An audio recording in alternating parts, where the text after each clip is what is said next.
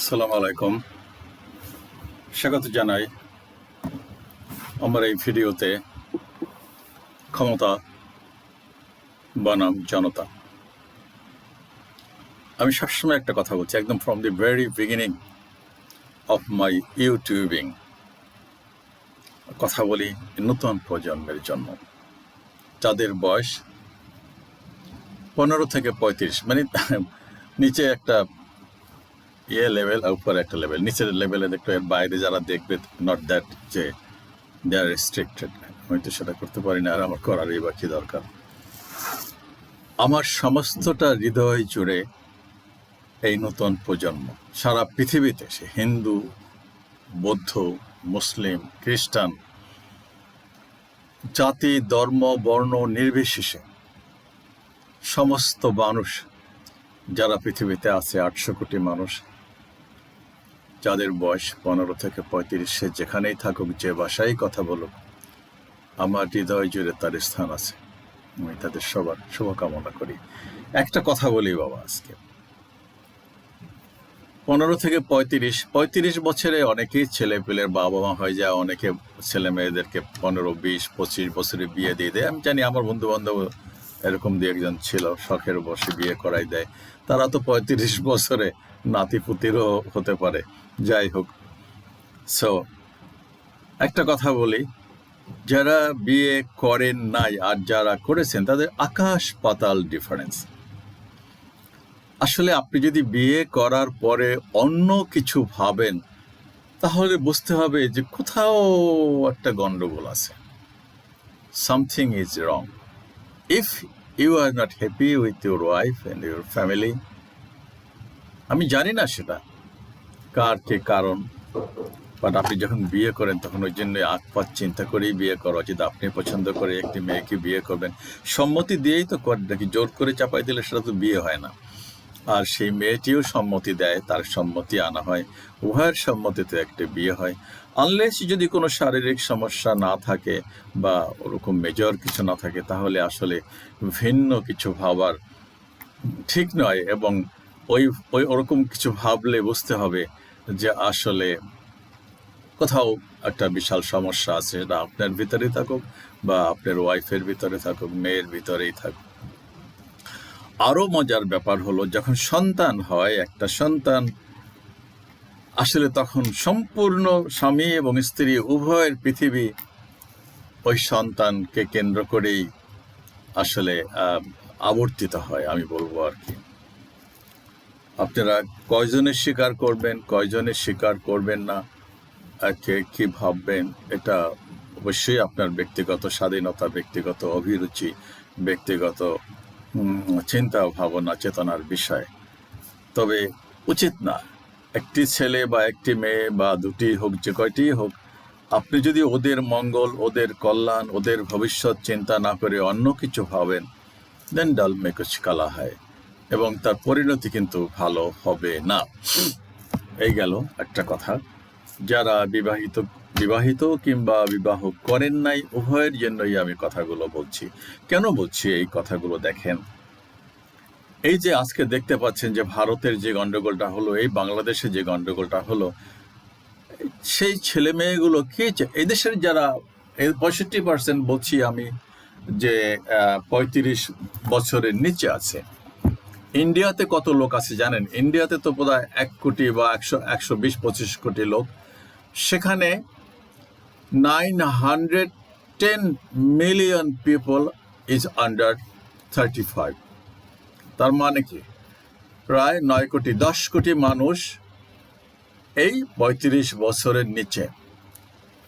জগৎটা তো ওদেরই, নাকি মোদির মতন 70-75 বছর একজন বয়সী মানুষ, বা আমার মতন একজন বয়সীর মানুষের কি চাওয়া পাওয়া থাকতে পারে? ক্ষমতা এতই মধুর, এতই মজার। এই দেশের যিনি রাষ্ট্র ক্ষমতায় ছিলেন, ছেলে মেয়েগুলো বলেছিল কি, মেধার ভিত্তিতে, কোটার ভিত্তিতে নয়, মেধার ভিত্তিতে চাকরি বাকরি পাচ্ছিল না। এলা কি একটা কোটা পাইছে, একটা আর ফেল করছে, 3rd ডিভিশন পাইছে। আর একজন দেখতেছি জন মুক্তিযুদ্ধই করে নাই, মুক্তিযুদ্ধের সার্টিফিকেট নিয়ে 3, 4, 5, 6 জনকে চাকরিতে ঢুকাইছে। এও একটা দেশ? তো কি জানোয়ারের শাসন, জালিমের শাসন, গরু ছাগলের শাসন, তো ছেলে মেয়েগুলো সেটা উপলব্ধি করতে পারছে একটা সময়। আর আমি তো বলছি ওদেরই তো ভবিষ্যৎ, ওরাই আগামী পৃথিবীর মালিক, পরিচালক, everything. It is there world. আমার মতন হ্যাগার্ডের পৃথিবী তো গণ, আমার বহু বন্ধু বান্ধব বহু গণ খাতায়। সো আমি তো গণের খাতায় পড়বো। আমার আবার কিসের শখ? আমি তো আগেই বলছি, যখন আপনি বিয়ে করেন তখন আপনার আর অন্য কোনো চিন্তা থাকে না, আপনি একজনকে নিয়ে চিন্তা করা উচিত। আর পরিবার পরিজন যারা থাকে তাদের জন্য তো চিন্তা করবেনই, কিন্তু ওই ভালোবাসার মহব্বতের ইশকের দিকটা আপনার স্ত্রীকে কেন্দ্র করে হওয়া উচিত এবং স্ত্রীর স্বামীকে কেন্দ্র করে হওয়া উচিত। তারপরে যদি বাচ্চা হয় তারপরে তো দুনিয়াটাই পাল্টে যায়, ওই বাচ্চাই দুনিয়া। আপনার চোখ ওই বাচ্চার প্রতি নিবদ্ধ থাকা উচিত। আদারওয়াইজ আপনি বাচ্চা মানুষ করতে পারবেন না, আপনার ভবিষ্যৎ ভালো হবে না, আপনার জগৎ ঘোলাটে অন্ধকার। একটা সময় রিয়েলাইজ করবেন, তখন বুক চাপড়াইবেন, হায় কি করলাম। ওই যে মুয়াজ্জেমউদ্দিন সেন্টু বলেছিল, ওইটাই তো ঠিক ছিল। এই বাচ্চা কাচ্চা বাদ দিয়ে অন্য কিছু চিন্তা করলাম কেন, এই বউ বাদ দিয়ে অন্য, তো বিয়ে করছেন পছন্দ করেই তো। বলছি তো জোর করে তো আপনাকে চাপাই দেয় নাই। 10টা মেয়ে দেখছেন, আর যদি নিজের ইচ্ছায় করে থাকেন তাহলে তো আরো বেশি আটকা। ফান্দে পড়িয়া বকা কান্দে। আপনি তো পছন্দ করে বিয়ে করছেন, বাপ মা তো জোর করে বিয়ে দেয় নাই, পালাই পালাই যাই বিয়ে করছেন। তো সেখানে তো আপনার দায় আরো বেশি, দুজনেরই দায়।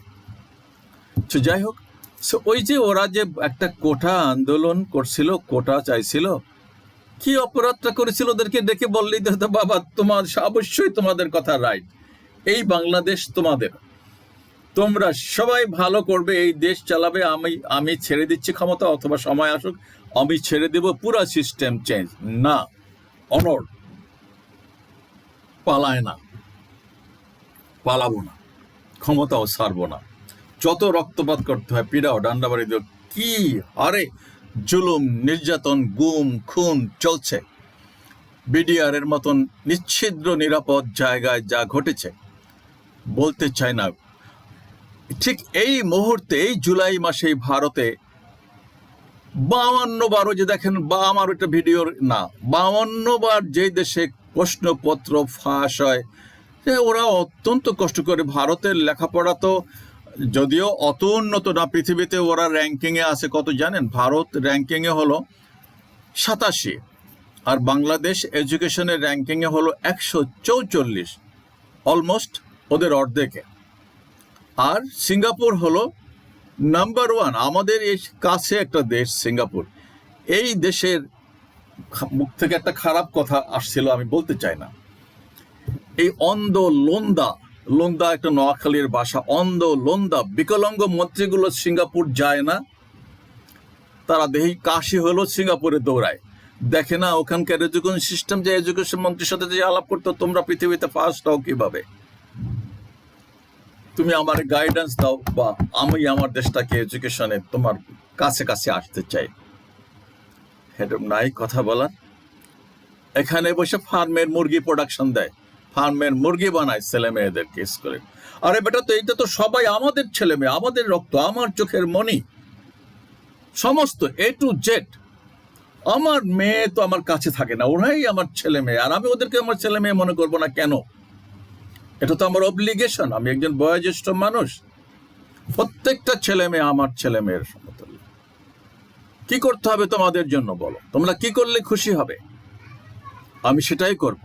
তোমাদের মেধা বিকাশের জন্য, তোমাদের যোগ্যতা, তোমাদের শিক্ষা, তোমাদের বুদ্ধিমত্তা, দূরদর্শিতা, সমস্ত স্কিলকে কাজে লাগানোর জন্য, এই দেশে অবদান রাখার জন্য কি করতে হবে আমাদের, আমার এই সরকারের, আমরা তাই করব। We will do everything possible for your brightness, for your bright future, for your skill development, for your education, knowledge, etc.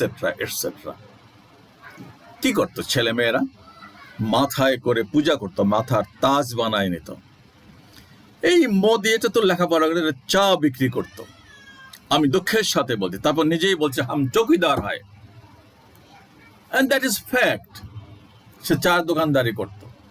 সেইখান থেকে সে এই নোংরা বুদ্ধি শুদ্ধি কইরা, এই হিন্দুইজম কইরা যে কোনো পর্যায়ে হোক মানুষদেরকে বোকা বানাইয়া, একটা ধর্মের দোহাই দিয়া বোকা লোক তো বেশি, বোকা লোকের সংখ্যাই তো বেশি, ইগনোরেন্স তাদের সংখ্যাই তো বেশি। তারা এই ধর্মের সুশ্রুতিতে পড়া রাষ্ট্রটাকে একটা গজবের রাষ্ট্র বানাইছে। ইন্ডিয়া তো এরকম ছিল না।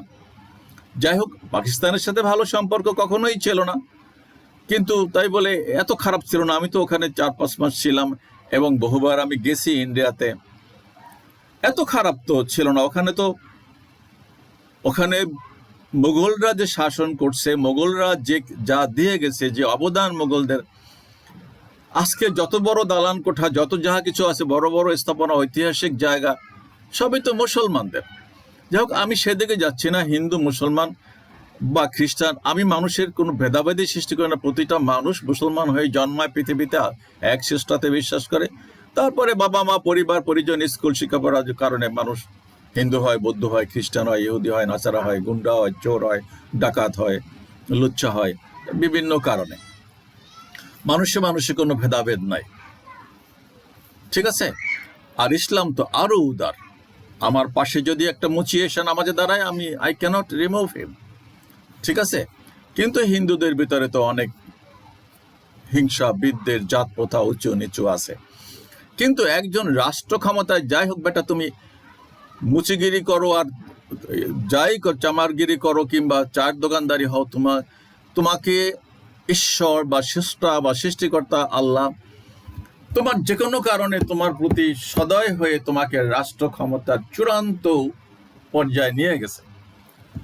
আর তুমি সেইখানে গিয়া এই 10 কোটি ছেলে মেয়েদের ভবিষ্যৎ নিয়ে ছেনেমেনে খেলবা, আর তারা এইটা মেনে নেবে? এটা তো অত্যন্ত দুঃখজনক। এতবার প্রশ্নপত্র ফাঁস হয় ভারতের মতন একটা দেশে, কত কষ্ট করে। ওখানে সব জায়গায় লেখাপড়া অত্যন্ত এক্সপেন্সিভ, প্রাইভেট মেডিকেলে পড়তেছে 50 লক্ষ 40 লক্ষ টাকা দেখি যা আমি খরচ করে পাশ করবে, তারপরে চাকরিতে একটা পরীক্ষা দেবে, সেখানে প্রশ্নপত্র ফাঁস করে নিজের দলীয় লোকদেরকে নিয়োগ দেবা। এই বাংলাদেশে যেটা হয়েছে, বিসিএস এর, পাবলিক সার্ভিস কমিশনের ড্রাইভারের ব্যাগের মধ্যে থাকে সব প্রশ্নপত্র, ব্যাগের মধ্যে থাকে রেজাল্ট, ব্যাগের মধ্যে থাকে বিসিএস অফিসাররা। ঠিক ভারতের মতো দেশে, 100-150 কোটি মানুষের দেশে, যেখানে 10 কোটি 35 বছরের নিচে যারা লেখাপড়া করে, বেশিরভাগই তো স্টুডেন্ট লেখাপড়া করে, হাড় ভাঙা পরিশ্রম করে একজন আইসিএস হওয়ার জন্য। আর সেইখানে তামসা করতেছে, এখানে প্রশ্নপত্র ফাঁস, এই সেই আগ্রাম বাগ্রাম। এটা অত্যন্ত দুঃখজনক, এটা আসলে গ্রহণযোগ্য নয়। সো এটা কি বলবো, অ্যাকচুয়ালি ক্ষমতা বনাম জনতা, তোমার ক্ষমতার কাছে জনতা যখন তুচ্ছ হয়ে যায়, যাদের কোনো মূল্যই থাকে না, সেটা তো আসলে পতন তো এইভাবেই হয় মানুষের। এই দেশেও তো পতন হয়েছে, এদেশ থেকে তো দেশ ছেড়ে ভেগে যেতে হয়েছে। ঠিক একটা এটা টোটালি বরদাস্ত করার মতো নয়, গ্রহণযোগ্য নয় কোনো অবস্থাতেই না। এইরকম শাসকের উপরে আল্লাহর গজব নাজিল হওয়া উচিত এবং জনগণকে জীবন দেওয়া হলেও এইরকম দুঃশাসনকে রুখে দাঁড়ানো উচিত। আল্লাহ হাফেজ, আসসালামু আলাইকুম।